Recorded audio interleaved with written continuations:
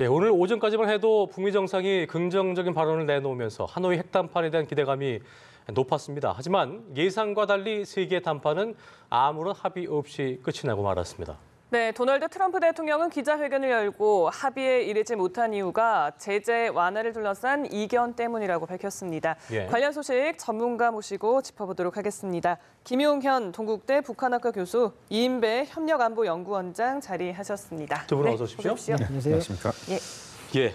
전 세계가 그야말로 관심을 갖고 집중했던 제2차 북미 정상회담이 참 뭐라고 할까요? 허무하다고 해야 될까요? 아무런 합의 없이 끝이 났습니다. 당황스럽다는 반응들이 상당한 것 같은데 보통 양국 정상이 만나는 회담이라는 게 보통 충분한 앞서도 뭐 이제 김영철 대표와 비건 대표의 충분한 실무 협상이 있었기 때문에 그래도 뭔가 좀 나오지 않을까 싶은 생각이 들었지만 이렇게 결렬될 거라는 예상은 많지 않았거든요. 일단 교수님께서 오늘 결렬 어떻게 보셨는지 듣고 시작을 해보죠. 예. 저는 이번 결렬이라는 표현을 지금 쓰고 있습니다만 예. 이게 파탄이나 완전히 판이 깨지는 상황은 아니라고 봅니다. 그럼 잠시 쉬어간다고 보시는 건지요? 일단은 예. 휴지기라고 봅니다. 휴지기. 특히 비핵화 평화체제 프로세스를 풀어가는 데 있어서 여러 난관들이 있을 수 있다는 것은 우리가 예. 많은 예상을 해왔던 부분이고 네.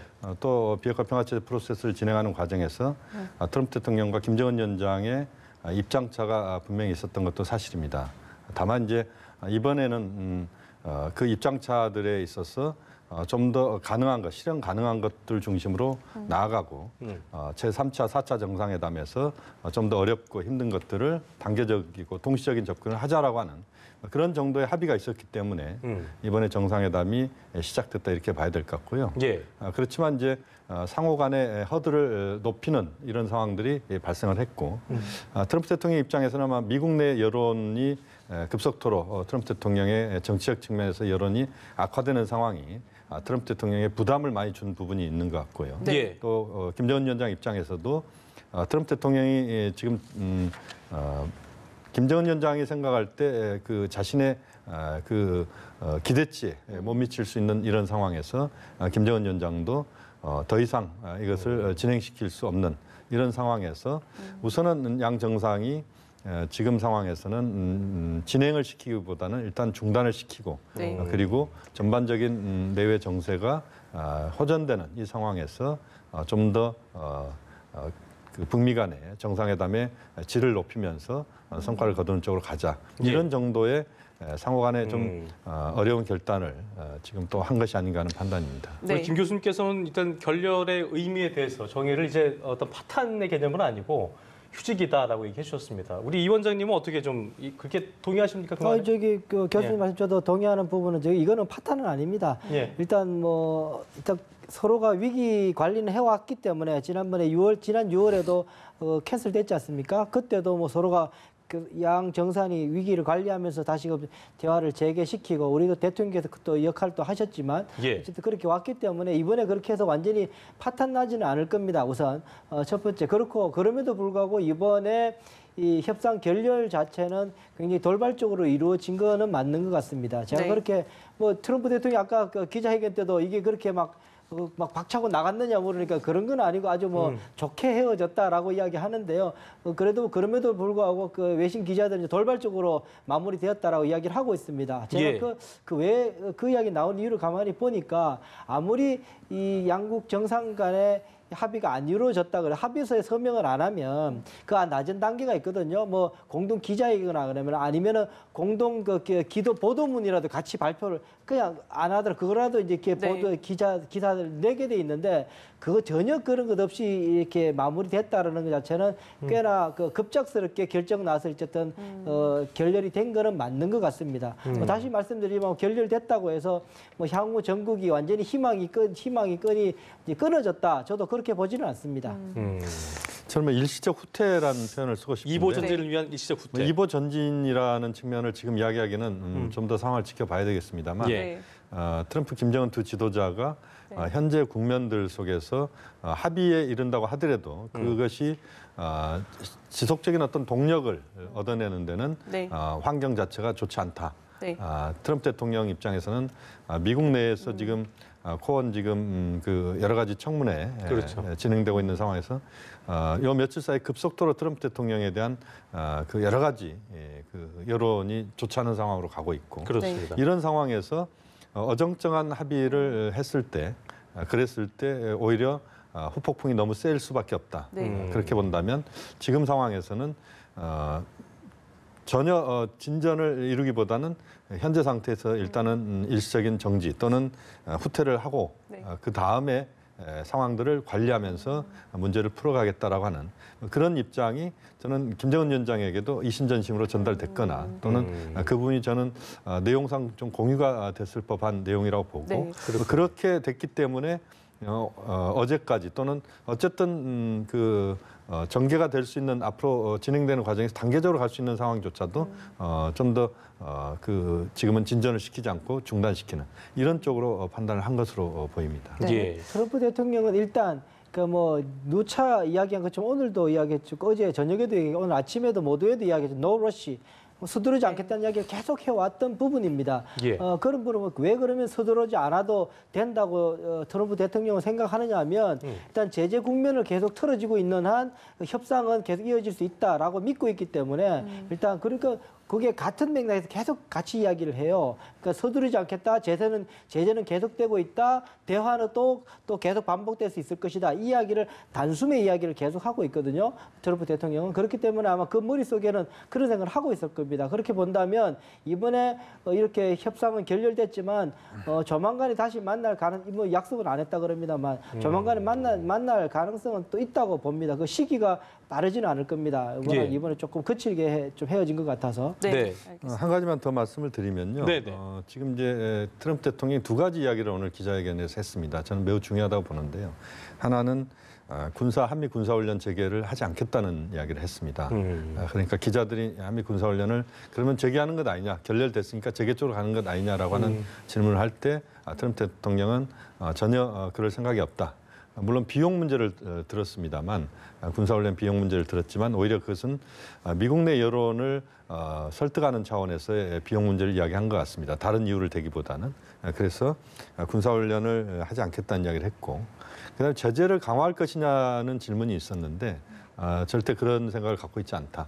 현재 제재를 유지한다 이런 이야기를 했고 또 김정은 위원장이 핵실험이나 또는 미사일 발사를 하지 않겠다는 약속은 여전히 지금 지키고 있다. 또 앞으로도 지킬 것이다라는 이야기를 했습니다. 아마 그 부분들은 어젯밤에 그 만찬 과정에서 이야기가 나왔다고 트럼프 대통령이 이야기를 했는데 그러한 것들은 결국 현재 어떤 상황 자체를 안 좋은 쪽으로 판이 깨지는 쪽으로 끌고 갔을 때 두 지도자가 받을 그런 후폭풍이 너무 셉니다. 그렇죠. 또 지금 상황에서는 실컷 작년부터 해왔는데. 그렇습니다. 지금 그렇죠. 상황에서는 또 지금의 국면 자체가 다른 요소들이 다 안 좋은 상황으로 가는 또는 북미 간의 실무적인 차원에서 상당 부분 합의가 이루어졌던 부분입니다.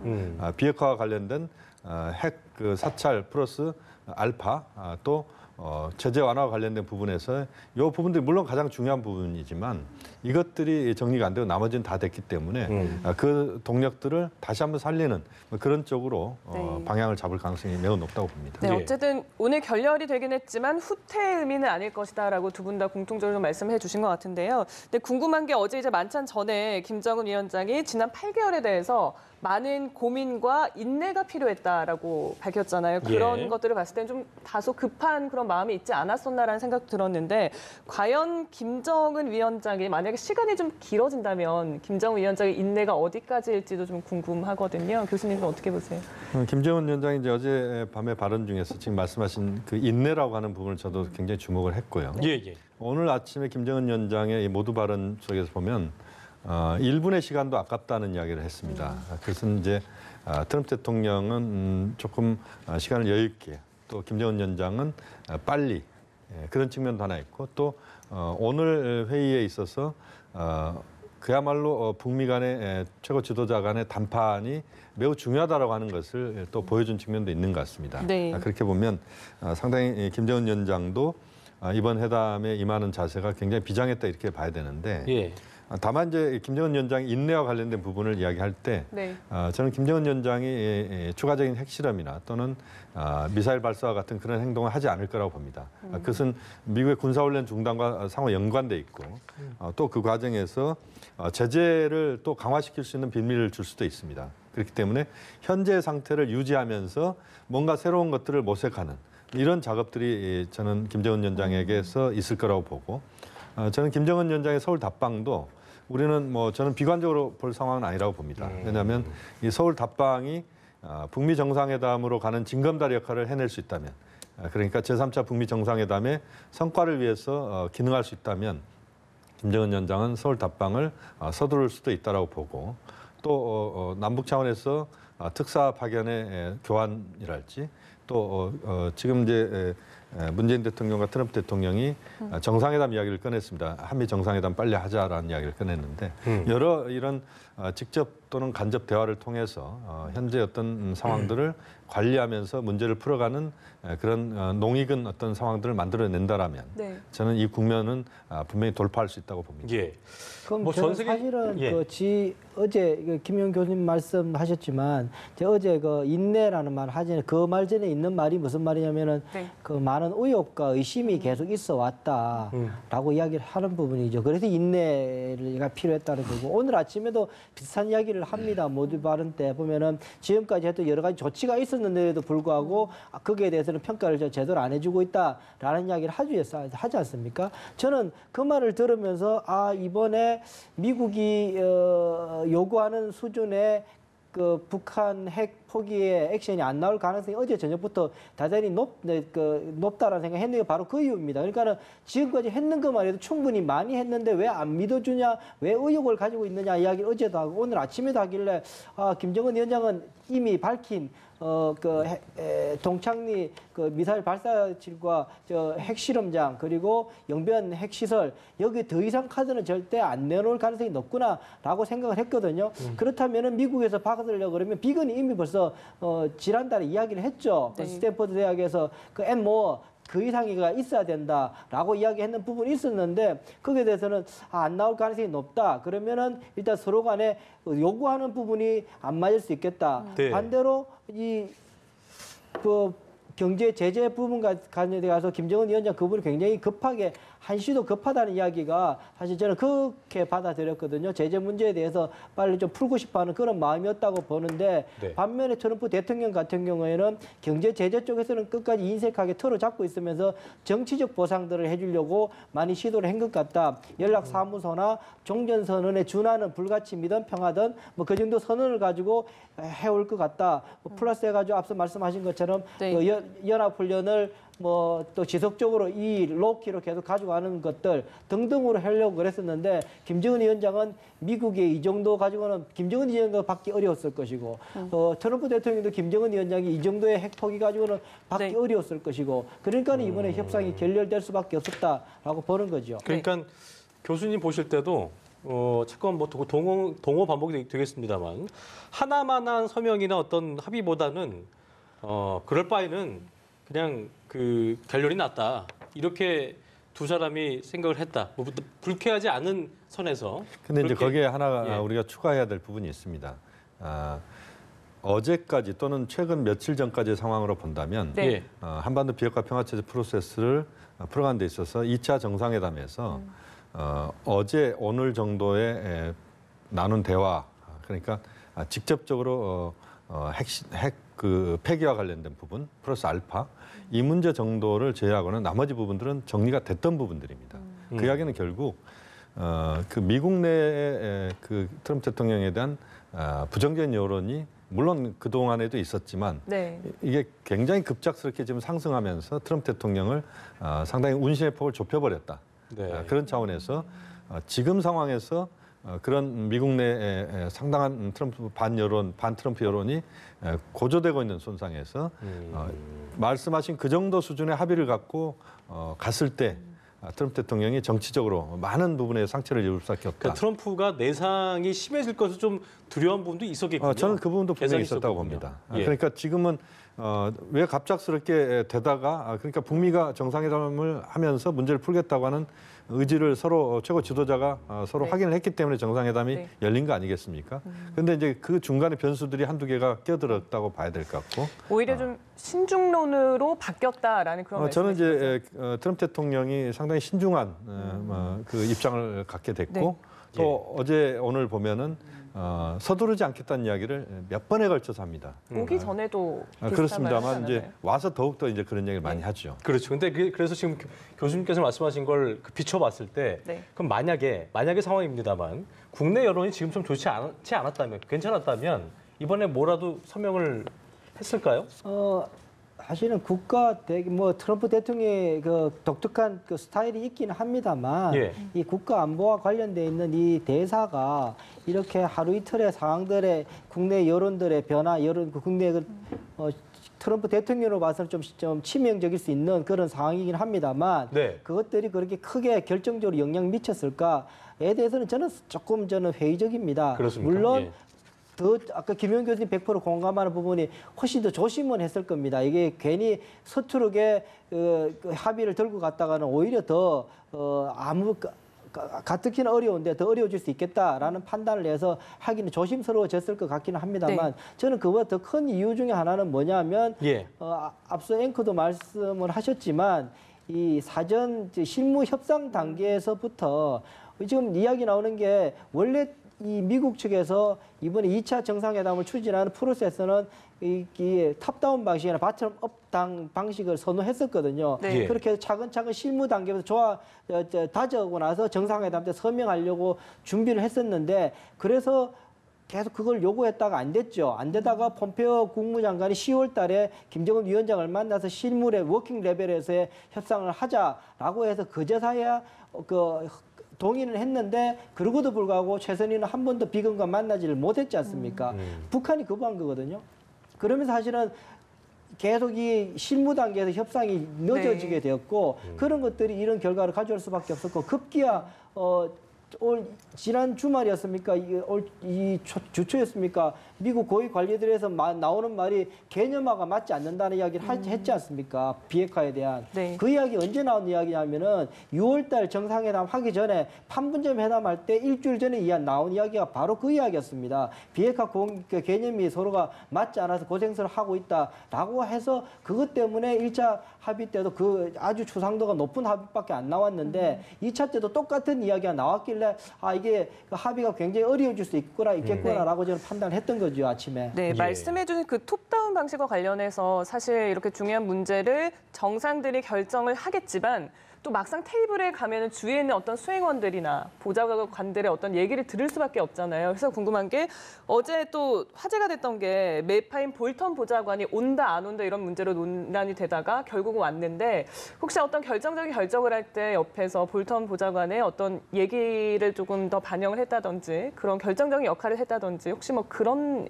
이유도 있었을까요? 그건 정확한 팩트 확인은 쉽지는 않습니다만 예. 이제 볼튼 보좌관이 왔고 또 오늘 보면은 확대 정상회담에 이제 참석을 하고 이런 모습이 있었습니다. 어제 이제 만찬에는 볼튼 보좌관이 참석을 하지 않았죠. 그렇게 보면 트럼프 대통령 입장에서는 아마 볼튼 보좌관의 등장과 확대회담의 참석은 결국 미국 보수 여론을 상당히 의식한 부분이 있다라고 봐야 됩니다. 다시 말씀드리면 예. 볼튼 보좌관이 트럼프 대통령의 부하이기 때문에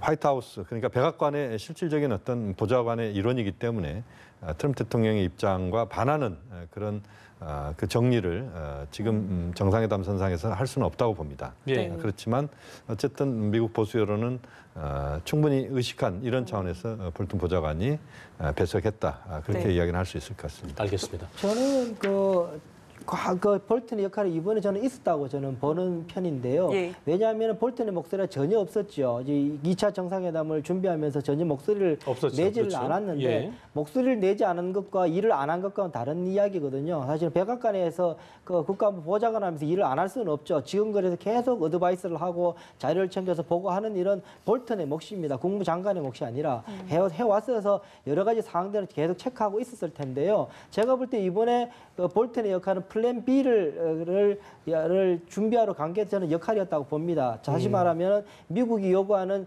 최소한의 수준까지도 안 됐을 경우에 과연 뭐 어떻게 할 것인가에 그래서 대화가 잘 되면은 폼페오와 비건 라인에서 하도록 그냥 내버려 두면 될 것이고 만약에 그게 안 될 경우에 어떻게 할 것인가에 대한 고민을 아마 볼턴은 하고 갔을 가능성이 높고 아마 끄트머리에 거기에 대한 이야기를 건의를 볼턴을 통해서 했을 가능성이 저는 대단히 높다라고 봅니다. 네. 그래서 볼턴을 통해서 도대체 이거 들고 들어가실 거냐 아마 트럼프 대통령에게 이야기했을 것이 그럴 것 같으면 나쁜 합의를 하니 차라리 안 하는 게 나을 수 있다라고 건의했을 가능성이 저는 높다라고 생각을 합니다. 약 25분 동안 통화했는데 그 중에서 저희 행간 중에 좀 짚어볼 만한 내용이 네. 트럼프 대통령이 문 대통령에게 김정은 위원장과 대화를 좀 해서 그 결과를 나에게 알려달라, 중재 네. 역할을 해달라는 거였는데요. 네네. 상당히 의미가 있어 보입니다. 그렇습니다. 이제 트럼프 대통령이 이제 두 가지 이야기를 꺼냈다고 봐야 되는데 하나는 문 대통령의 중개자, 중매자, 촉진자 예, 역할을 더욱 기대한다. 지금 문 대통령께서 그 역할을 많이 충분히 해야 될 시점에 다시 왔다. 이런 이야기를 한 겁니다. 예. 결국 우선은 이제 김정은 위원장의 서울 답방, 그것이 서울 답방이 될지 또는 뭐 워낙 급박한 상황이기 때문에 판문점에서 약식 정상회담이 될 수도 있다라고 봅니다만 그런 그 정상회담을 통해서 현재 국면에 대한 김정은 위원장의 생각 또 문재인 대통령의 입장과 트럼프 대통령의 입장을 서로 교류시키는 이런 작업을 문재인 대통령이 해줄 것을 기대하는 부분이 네. 분명히 있다고 봅니다. 예. 그러기 위해서 아마 제가 볼 때는 우리 정부의 대북 특사 파견 같은 경우가 지금 빨리 이루어질 필요가 있다고 보는데요. 또 하나의 측면은 트럼프 대통령이 문재인 대통령께 그 한미 정상회담을 조속히 하자라는 이야기도 꺼냈습니다. 네. 그러니까 지금의 상황은 트럼프 대통령이 매우 비관적으로 이 상황을 보는 게 아니고 현재 어려운 상황들을 한미 또는 남북미 나아가서는 중국, 일본, 러시아까지 함께 문제를 풀어갈 수 있다라고 하는 뭐 그런 측면에서 접근법이다. 오히려 지금의 상황들을 최대한 그 내용들을 채워가는 좀더 끌어올리는 그런 작업들을 하면은 더 많은 성과를 거둘 수 있는 것 아니냐 하는 그런 물론 희망적인 부분도 있습니다만 저는 예. 이 방식이 현재 국면을 뚫고 가는데 매우 유용한 방식이라고 봅니다. 네. 예. 지난 이제 작년에 1차 회담이 성사되기 직전에 또 결렬될까 그렇습니다. 하다가 남북 정상회담이 또 성사가 되면서 잘 풀렸던 그런 경험도 있잖아요. 그렇지만 이번에는 지난번보다는 더 쉽지 않은 또 남북 정상회담이 되지 않을까라는 생각을 하는데 우선 이번에 원장님께 여쭤보겠습니다. 남북 대화가 혹시 이뤄진다면 좀 어떤 역할을 할 수 있을지에 대해서 궁금하거든요. 구체성이 상당히 좀 중요해 보인다는 생각인데요. 예. 우선은 조금 제가 듣는 맥락은요 네. 조금 다른데요. 이 트럼프 대통령이 그 김정은 위원장을 만나서 좀 다시 대화를 해보아라라는 이야기가 제가 듣기는 뭐 직접 듣질 않아서 모르겠습니다만 그 말하니까 우리 대통령께서는 오히려 반대로 한미 정상회담을 빨리 하자고 이야기를 했단 말이에요. 이야기를 맥락을 보면 우리 대통령 사실은 그 답방 문제가 굉장히 지금 이렇게 처음에 관심사이심에도 불구하고 그 이야기하면 오케이 좋다 그러면 뭐 초청을 하든 가든지 만나겠다 이렇게 나와야 되는데 오히려 지금 우리 대통령께서는 한미 정상회담 이야기를 하고 계세요. 제가 들을 때는 맥락이 그런 것 아니었는가라는 생각도 드는 게 트럼프 대통령이 정말로 도대체 그 정상회담 때 1년 만에 핵 포기하겠다고 그랬다고 했는데 그래서 지금 정상회담을 시작했는데 그거 진짜 맞는지 다시 한 번 더 확인해 봐라라고 나는 소식이 좀 들리는 부분이 있습니다. 예. 들리는 부분이 있어서 오히려 그런 상황인 것 같고 우리 대통령께서는 김정은 위원장을 만나기 전에 정말 트럼프 대통령의 속내가 뭔지에 대해서 좀 더 좀 심도 깊게 알고 싶어 하는 것 아닌가 오히려. 그렇다 보면은 우리 대통령께서도 미국 트럼프 대통령을 빨리 만나서 왜 이번에 결렬이 됐는지 정말 속내가 뭔지에 예. 대해서 조금 더 듣고 싶어 하는 것 아닌가라는 그런 생각이 듭니다. 저는 네. 이번에 일단 그렇게 본다면 조금 우리 정부가 좀 서둘지 말고 조금은 한 템포 죽이는 게 낫겠다는 생각이 좀 드는 부분이 있고요. 네. 단지 저는 기대하는 부분 중에 하나가 뭐냐면 트럼프 대통령이 그 북미 정상회담 일정은 못 잡았지만 실무 간의 협상은 계속 하기로 했다라고 한 부분이 있었거든요. 저는 그 부분이 대단히 중요하다고 봅니다. 지금까지 실무 협상 자체가 제대로 이루어지지 않아서 이런 문제가 왔기 때문에 네. 실무 회담을 하기로 했다는데 저는 굉장히 중요한 의미가 있고 앞으로 진전의 여지는 저기에 달려 있다라고 저는 보고 있습니다. 예, 이게 참 풀리지 않는 그 대립인데 선 비핵화 후 상응 조치가 이루어지려면 네. 뭐 미국 내 여러 전문가 집단도 이런 얘기를 합니다만 최근에 스탠포드 팀이 이제 북한이 체제 보장 없이는 핵무기를 포기하지 않을 것이기 때문에 북미 간 신뢰 구축이 굉장히 오랜 시간이 필요하다는 말을 했거든요. 그렇기 네. 때문에 때문에 지금 이 원장님 말씀을 들어보면 굳이 순서적으로 얘기하자면 한미 정상회담을 해서 어떤 그 북미 간의 신뢰를 구축할 수 있는 걸 좀 듣고 요 내용을 가지고 문 대통령이 남북 정상회담을 통해서 김정은 위원장에게 미국에 대한 어떤 그 신뢰성을 좀 심어주는 거 이게 좀 필요하지 않을까 싶은 생각이 드는데 어떻게 좀 보시는지 들어보고 그 문제는 예. 뭐 선의 문제를 우리가 따지기에는 예. 지금 문 대통령 입장에서는 남북 정상회담 그리고 한미 정상회담 이 트랙들을 저는 동시에 끌고 가는 것이 바람직하다고 봅니다. 동시에 끌고 가야 된다. 그렇습니다. 예. 왜냐하면 지금의 국면에서는 남북 정상회담이 만약에 제3차 북미 정상회담을 이끌어내는 데 있어서 물론 지금은 뭐 요 며칠 사이에는 이제 좀 더 열기를 식혀야 되는 부분이 있을 것 같습니다만 네. 그러나 그것이 징검다리 역할을 할 수 있는 남북 정상회담이 징검다리 역할을 할 수 있는 거라면 북미 정상회담이 제대로 이루어지기 위해서 남북 정상회담이 좀 빨리 이루어지는 것이 저는 바람직하다고 봅니다. 예. 또 한미 정상 간에는 여러 가지 소통할 수 있는 통로들이 있습니다. 화상 전화도 있을 수 있고 여러 가지 방법도 있고요. 또 꼭 면대면의 만남이 아니어도 그렇습니다. 일단 뭐 저는 한미 정상도 만나야 된다고 봅니다. 빨리 만나야 된다고 보는데 그렇게 보면 이제 그것이 한미 정상회담을 통해서 그것을 바탕으로 해서 남북 정상회담으로 가는 것도 나쁘지 않고요.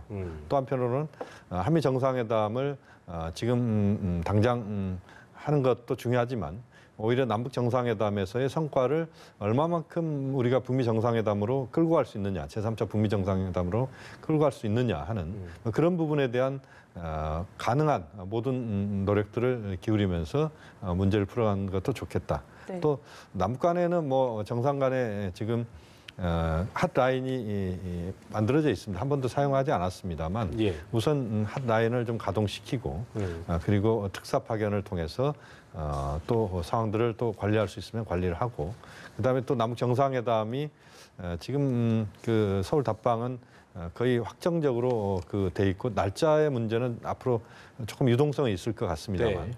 어쨌든 서울 답방이 최대한 빨리 이루어질 수 있도록 하는 뭐 그런 차원 또는 서울 답방이 당장 어렵다면 판문점에서 또 다른 그 남북 간의 정상회담을 한 번 정도 하는 이런 방식들도 찾아보는 그래서 저는 지금은 어느 순서를 우리가 그 단계적으로 접근하기보다는 가능한 것들 또는 중요한 것들 중심으로 예. 빨리빨리 그 정상회담들을 통해서 또는 고위급 회담들을 통해서 문제를 풀어가는 그런 노력을 남북미 또는 중국까지 포함해서 또는 일본, 러시아까지 포함해서 함께 기울여야 된다고 봅니다. 네. 원장님 보실 때 아까 말씀드렸었던 북미 간의 신뢰 구축을 위해서 네. 중재자 역할로서의 어떤 문재인 대통령이 어떤 역할을 좀 구체적으로 해야 될까라고 한다면 어떻게 좀 뭐 답하시겠습니까? 예. 일단은 제가 볼 때는 문재인 대통령께서는 지금 한미 정상회담을 더 우선순위에 놓고 있다는 생각이 조금 드는 그 말을 부분이 먼저 했기 있는데요. 때문에. 예, 예. 하게 한데요. 제가 볼 때는 북한과의 소통이 지금 더 우리가 모르지만 사실 지금 행간행간 지난번에 판문점 돌발적으로 갑자기 했던 판문점 정상회담 때도 그렇고 하면은 지금 매우 긴밀하게 북한과의 핵심 중심부와의 좀 소통은 이루어지고 있는 거로 저는 보여집니다. 국민들은 모르죠. 뭐 모를 수 있습니다만은 여러 가지 정보 통로를 통해 저는 이루어지고 있는 것으로 보여지는데 대통령께서는 오히려 지금 김정은 위원장의 마음 속을 모르는 게 아니라 트럼프 대통령 속을 더 모르기 때문에 좀 궁금해하는 것 아닌가라는 생각이 들어서 오히려 그렇다면은 이 트럼프 대통령을 만나서 그 속내를 듣고 김정은 위원장을 다시 한 번 더 설득하는 구도로 가고 싶어 하는 것 아닌가라는 생각이 드는데요. 아마 순서가 그렇게 될 가능성이 높지 않겠냐는 생각이 듭니다. 네. 그 회담 전에 이제 기자들의 질문에 연락사무소 설치를 언급을 했었잖아요. 그래서 네네. 거기에 대해서 또 좋은 생각이다라고 트럼프 대통령이 얘기를 했기 때문에 우리 많은 사람들이 또 잘 되지 않을까라는 그런 예상도 했었던 그렇죠. 것 같은데 그럼 그 발언의 의도는 뭐였을까요? 저는 지금의 국면 속에서 그 연락사무소 문제랄지 또는 나머지 문제들, 예를 들면 연락사무소와 또 북미가 서로 합의할 수 있는 요소들, 예. 유해 발굴 사업을 더 지속하는 문제랄지, 그뿐만 아니라 전체적으로 그 북미 사이에서 실질적인 어떤 성과를 거둘 수 있는 내용들은 대체로 정리들을 해왔다고 보고, 그 성과는 분명히 나올 수 있는 상황이었다라고 봅니다. 다만 영변 핵시설 플러스 알파, 그리고 미국의 북한 요구하고 있는 제재 완화의 수준, 이 부분에서의 차이들이 현재 상황을 돌파하지 못하고 있는 그런 이유가 된다고 봅니다. 그렇게 보면 지금 저는 연락사무소 문제랄지 이런 부분들은 저는 여전히 살아있다고 봅니다. 그 카드들은 사라진 카드가 아니고 여전히 존재하고 있고, 비핵화 평화체제 프로세스에서 그 북한에 대한 미국의 핵사찰 문제랄지 또는 플러스 알파에 관련된 문제 또는 미국이 북한에 줄 수 있는 제재 완화와 관련된 문제, 이 부분을 어떻게 살려내느냐. 그러니까 오늘 합의점을 못 찾은 이 정도 수준으로 계속 갈 것인지, 아니면 네. 좀 톤다운을 시켜서 상호 간의 반발짝 정도씩 물러나면서 접근을 하고, 그 다음에 다음 단계에서 보다 높은 수준에서 그 북미 간의 접점을 찾는 이런 식의 단계적 접근을 할 것인가라고 하는, 뭐 그게 저는 지금의 문제를 푸는 하나의 그 귀착점이라고 봅니다. 그렇기 예. 때문에 실무적인 어떤 회담이랄지 이런 것들을 통해서 문제를 푸는 것도 필요하지만, 네. 그러나 고위급 회담 또는 역시 두 지도자 간의 결단을 만들어낼 수 있는 그런 환경을 만들어내는 것이 매우 중요하다고 봅니다. 예. 그 상응 조치만 이제 떼서 이 비핵화하고 상응 조치를 같이 원래 그렇게 가는 건 맞는데요. 네. 이걸 너무 말이 복잡해지니까 일단 상응 조치만 딱 떼서 이야기를 좀 정리를 해보면 이런 것 같습니다. 몇 번 제가 말씀드린 적이 있었던 것 같은데요. 미국에서는 상응 조치로서 가장 쉽게 생각했던 부분은 정치적 체제 보장 문제는 뭐 줄 수 있다고 생각했던 것 같아요. 그러다 보면 그 중에 이제 대표적인 예가 이제 연락 사무소 개설, 그래서 종전 선언은 아니지만 종전 선언에 준하는 불가침 선언, 이거는 이미 벌써 한 3번 정도 미국이 역사상 북한한테 해준 적이 있었거든요. 핵무기뿐만 아니라 모든 재래식 무기로 북한을 위협하거나 그 침공할 의사가 없다는 것을 다시 한번 확인한다는 것을 9.19 공동성명 때도 있었습니다. 그렇게 했던 그런 것들에 대해서는 충분히 해줄 수 있다 라고 봤고, 단지 그렇게 해서 트럼프 대통령으로서는 정치적인 합의에 관해서는 굉장히 적극적으로 해줄 용의가 있었던 것 같습니다.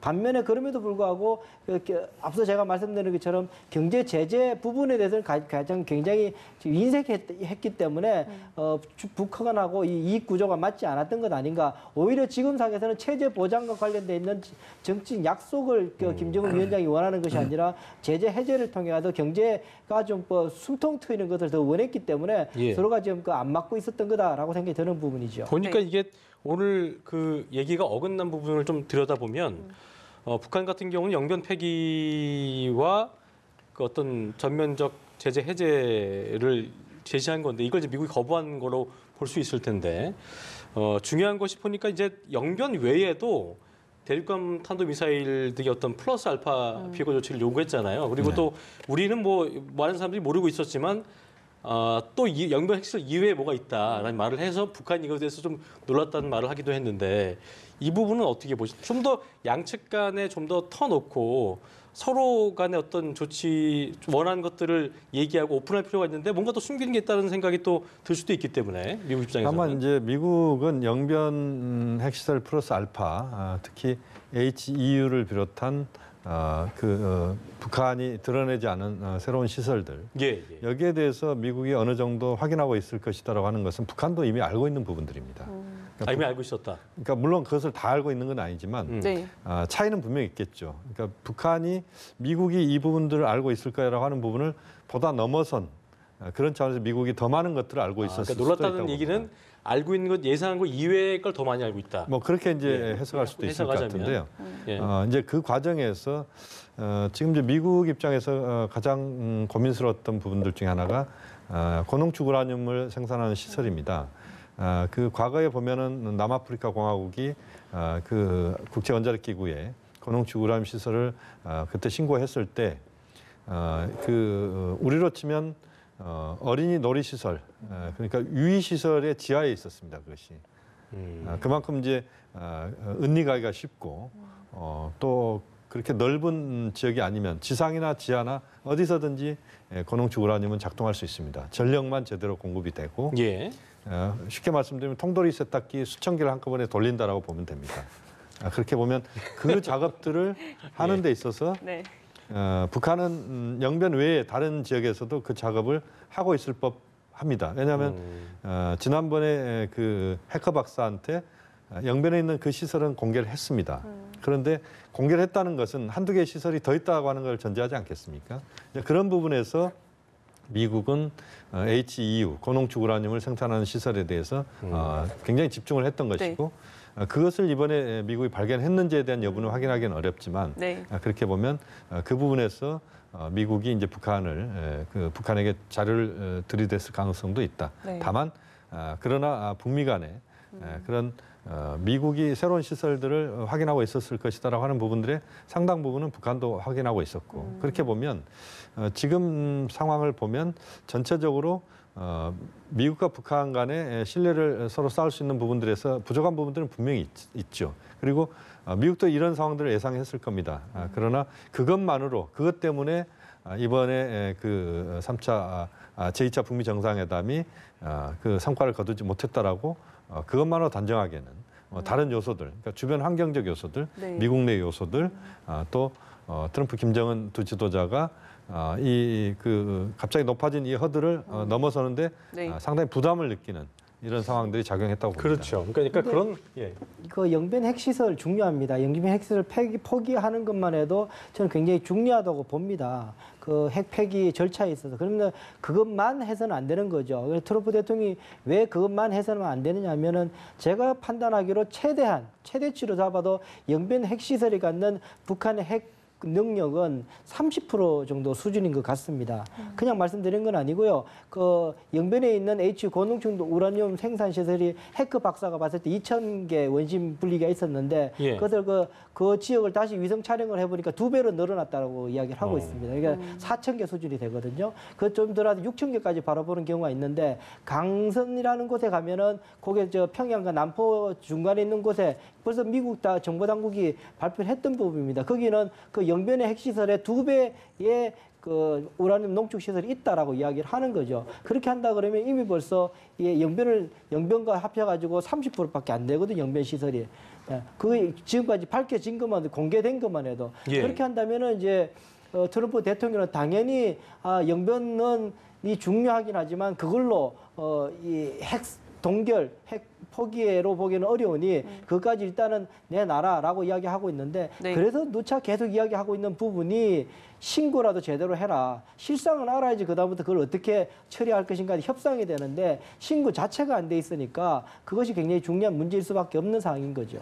자, 조만간 네. 열기를 기대한다는 말을 했는데요. 의미심장한 표현이 될 수도 있는 부분이 어쨌든 아까 얘기하신 것처럼 저희는 이제 결렬이라는 단어가 많은 어떤 그 충격을 좀 줬던 단어이기 때문에 이게 어떤 북미 간의 관계가 좀 균열이 생긴 게 아니라 어떤 우려가 있었는데 두 분의 어떤 그 초반의 발언을 들어보면 그냥 어떤 퇴보의 개념은 아니고 잠시 홀딩의 개념이다라고 좀 이해를 할 수 있을 것 같아요. 물론 뭐 또 다른 의미가 있을 수 있겠습니다만 네.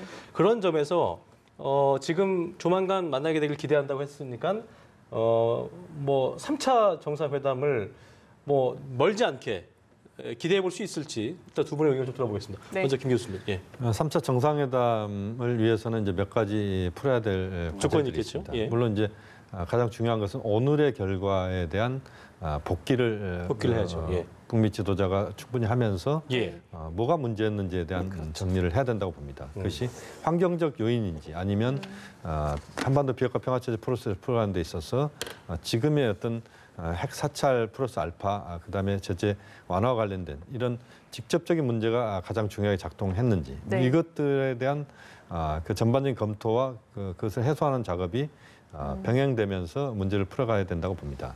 다만 이제 트럼프 대통령도 그렇고 김정은 위원장도 지금의 어떤 상황들을 후퇴시키거나 또는 악화시키는 것들을 최대한 자제하면서 문제를 풀어가려고 하는 자세는 오늘 일단 나왔다고 봅니다. 군사훈련을 다시 하거나 이러지 않겠다는 것이고 또 제재 강화를 하지 않겠다는 것이고 김정은 위원장은 핵실험이나 또는 미사일 발사하지 않겠다. 모라토리엄 유지하겠다는 겁니다.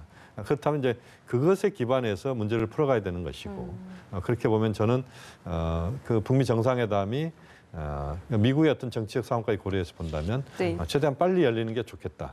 또 그러한 그 문제를 풀어가는 방식으로서 예. 그 정상회담의 유효성은 여전히 있다라고 보고요.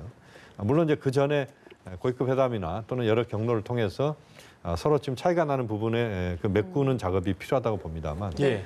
그 작업과 동시에 저는 여전히 탑다운 방식 최고 지도자들의 결단에 의해서 한반도 비핵화 평화체제 프로세스는 갈 수밖에 없다라고 보기 네. 때문에 거기에 대한 최고 지도자들의 만남이 빨리 이루어져야 된다. 그러니까 네. 실무적 차원에서 계속 올라오는 부분들이 분명히 있습니다만 그것 가지고는 지금의 한반도 비핵화 평화체제 프로세스를 끌고 가기에는 턱없이 부족하다라고 볼 수밖에 없습니다. 여전히 올해도 저는 정상 간의 만남, 북미 정상회담뿐만 아니라 한미 정상회담, 남북 정상회담 또는 북중, 북일, 북러 뭐 모든 정상회담들을 통해서 또는 다자 정상회담을 통해서 문제를 풀어가는 그런 방법들을 빨리 또 만들면서 그 전개를 시켜 나가야 된다고 봅니다. 예.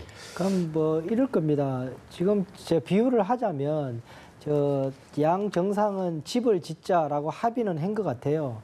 근데 나중에 보니까 그 집이 트럼프 대통령은 아파트였고 김정은 위원장은 단독 대저택이었던 거죠.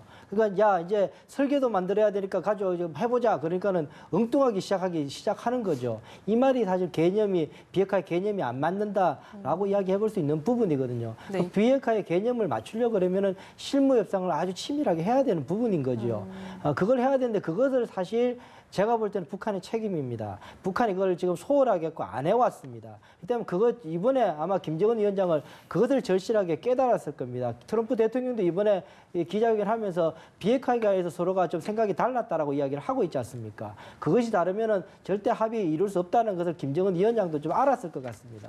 그런 속에서 트럼프 대통령이 실무회담을 계속 하기로 했다라고 하는 부분에 저는 희망이 있는 부분이고 실무회담을 통해 가지고 차근차근 다시금 접근이 되어야지 정상회담을 할 겁니다. 둘 다 필요합니다. 그렇지만 그 실무회담이 차근차근 되어야지 아마 트럼프 대통령이 둘이가 만날 수 있을 것 같다라는 생각이 듭니다. 그것이 빨리 이루어지면 빨리 만나는 것이고 그 실무협상이 늦어지면 그만큼 늦어질 가능성이 높다. 네. 저는 그렇게 봅니다. 그러니까 어쨌든 굉장히 긴 시간을 또 기차를 타고 왔기 때문에 네. 그게 행보가 쉽지 않죠. 돌아갈 때도 기차를 타야 되는 상황인 건데 그렇기 때문에 어떤 국민적인 어떤 또 국제적인 기대감이 컸던 건데 지금 이 원장님의 말씀 들어보면 뭐 악마는 디테일이 있다고 그러는데 디테일이 좀 떨어졌다 이렇게 좀 북한의 준비가 조금 덜 치밀했다라고 볼 수 있다는 부분인 건데 이 부분 좀 아쉽다고 해석을 좀 할 수 있을까요? 저는 뭐 부분이? 북한의 문제로 치환하기에는 여러 가지 이제 다른 환경적 요소들이 많이 작용했다고 봅니다. 네. 그러니까 실무적 차원에서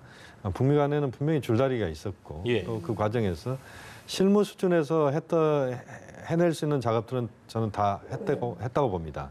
그러니까 종전선언과 관련된 문제를 북미가 어떻게 처리할 것인가 또 상호 연락사무소 관련된 부분을 처리할 것인가 하는 문제들. 과거 같으면 사실은 상호 연락사무소 문제 이거 하나만으로도 어마어마한 사건입니다.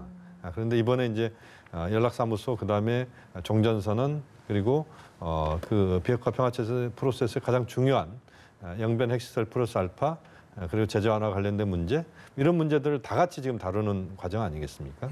그렇게 보면 저는 지금의 상황에서는 실무적인 수준에서의 할 수 있는 작업들은 다 했다. 다만 이제 최고 지도자들이 이것들을 어떻게 판단하느냐 하는 부분이고 예. 이 판단에서 객관적인 사실관계만 판단하는 게 아니고 지도자들의 판단은 정무적 판단이 들어 있습니다. 또 외교적 판단이 들어 있는 것이고요. 그 정무적 외교적 판단이 저는 현재 오늘의 상황을 만들어냈다. 네. 오히려 실무자들의 그 역할에 또 다른 차원에서 최고 지도자들이 몫을 제대로 해내야 되는데 그 부분에서 어떻게 어느 한쪽에 일방적으로 잘잘못을 따지기보다는 두 최고 지도자들이 그 부분에 있어서 자기 몫에 대해서 좀 더 치열하게 고민했더라면 하는 아쉬움이 있습니다.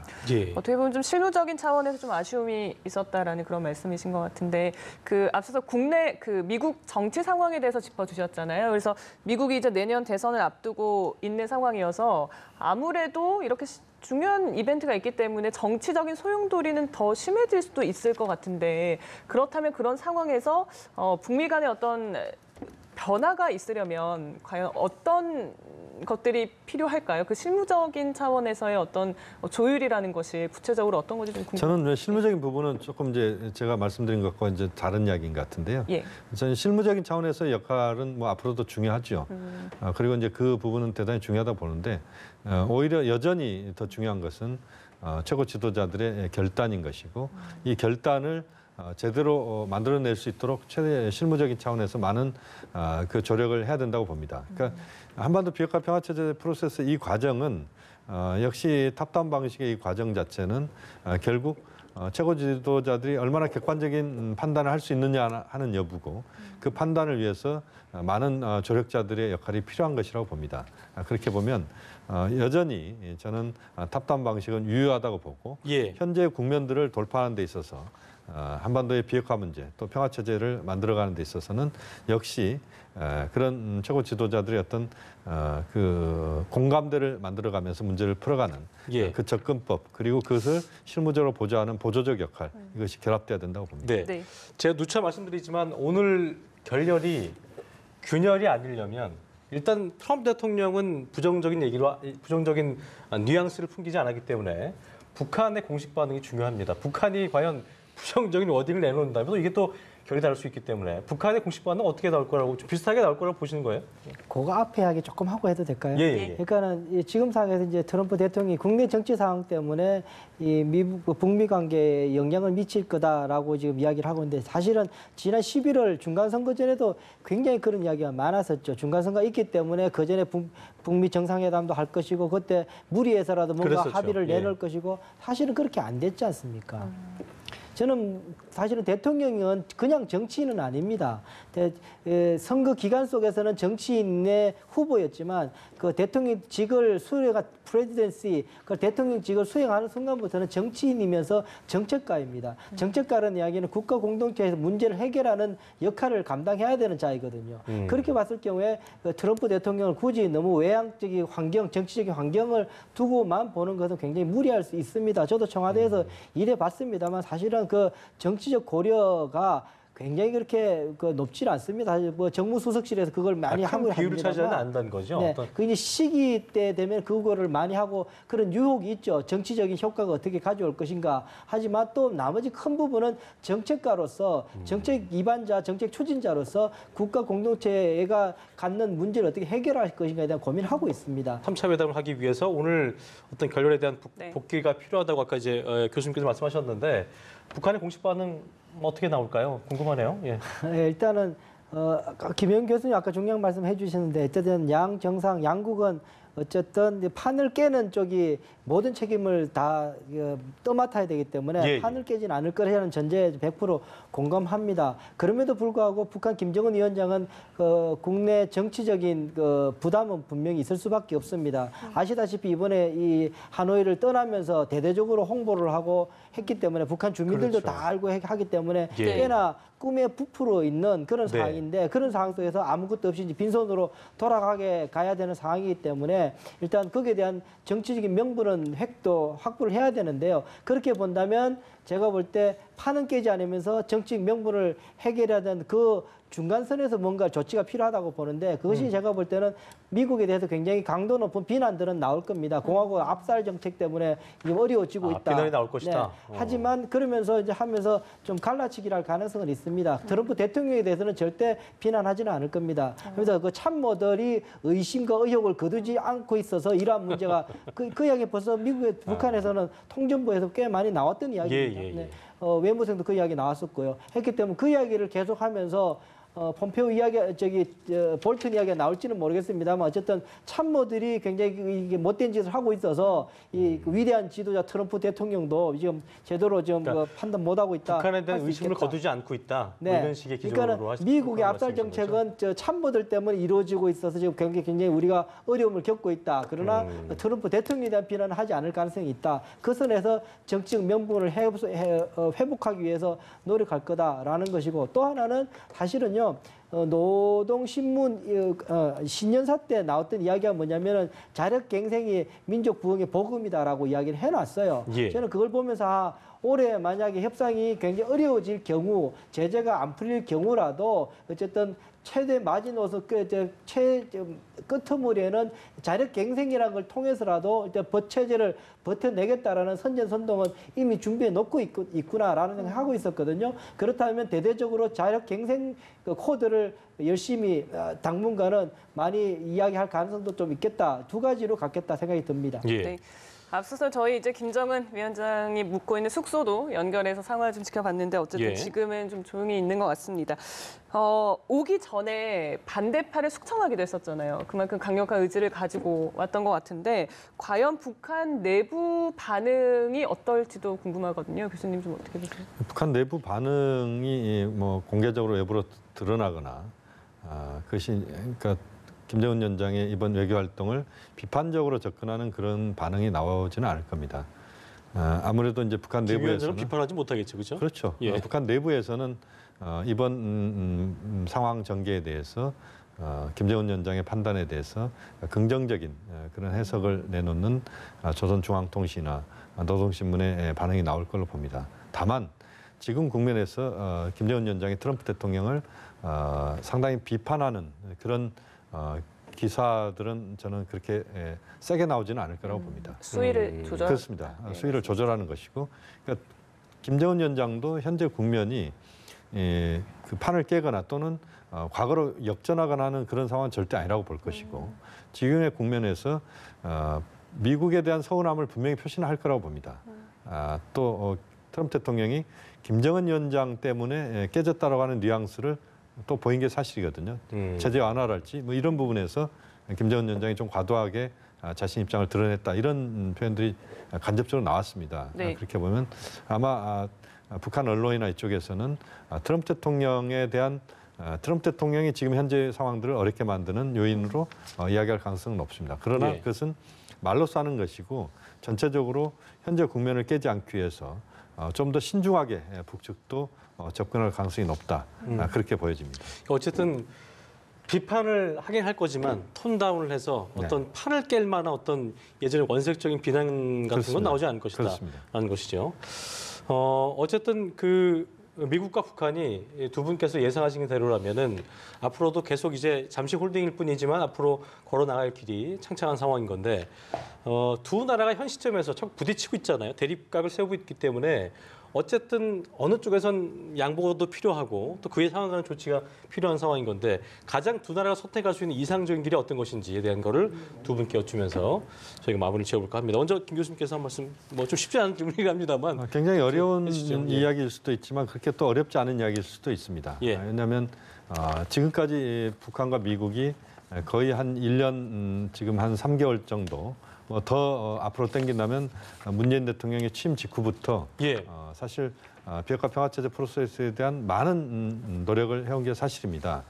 그리고 어떻게 해야만 문제가 풀린다라고 하는 것도 저는 상당 부분 이제는 의견 접근을 받다고 봅니다. 예. 그렇게 보면 지금의 상황에서 저는 비핵화 평화체제 프로세스 전체를 너무 급하게 볼 필요는 없다고 봅니다.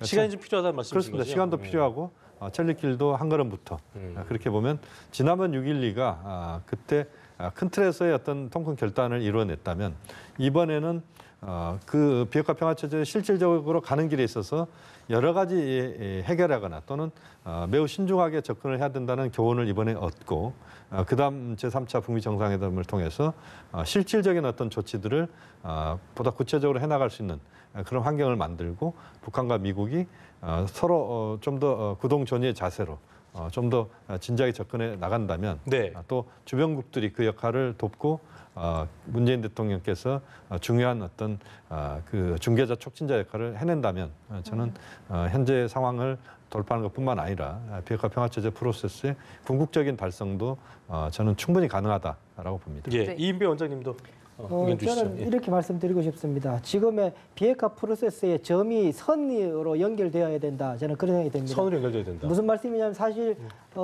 이번에 영변 핵시설 가지고 부족하다, 더 내놔라 이것 때문에 깨졌다는 것 아닙니까? 예. 사실 영변 핵시설을 제가 이 핵 능력으로 30%라고 이야기했지만 30%도 굉장히 중요합니다. 네. 그런데 그것이 의미를 가지려 그러면 그것이 그냥 점으로 있는 것이 아니라 선이 되어야 합니다. 그 말은 무슨 말이냐면은 이 영변 핵시설이 처음이자 마지막이 아니라 이것이 어느 시점 어디에 위치하는가, 북한의 핵 포기의 어느 위치가 있는가, 그 선의 한 위치가 돼야 되는 것이죠. 그냥 하나의 점이 아니라 그 점이 선이 되려고 그러면 바로 필요한 것이 로드맵이라는 거죠. 로드맵 속에서 영변 핵시설이 어디에 위치하고 있는 건지, 그 단계 속에서 이게 어디에 위치하는가를 서로 간에 공유하게 된다면 좋다, 그러면 일단 이거부터 해보자라고 합의를 할 수 있는데, 그것이 없이 그냥 딸랑 영변 핵 폐기라고 나오게 되면은 그 다음 또 어떻게 할 건데? 라고 나머지 그 핵 능력을 어떻게 할 건데 또 처음부터 다시 또 합의할 거냐, 굉장히 어렵고 고통스러운 일이 되니까 지금 필요한 것은 제가 볼 때는 그런 점이 선으로 연결되게끔 로드맵이 마련되는 게 굉장히 중요하다, 그런 생각을 해보게 됩니다. 예. 자, 오늘의 그 결렬이 앞으로의 전진을 위한 일부 후퇴이길 저희가 기대하면서 오늘 대담 마무리 짓도록 하겠습니다. 지금까지 김용현 동국대 북한학과 교수 그리고 이인배 협력안보연구원장 두 분과 자세한 얘기 나눠봤습니다. 오늘 말씀 네, 고맙습니다. 고맙습니다.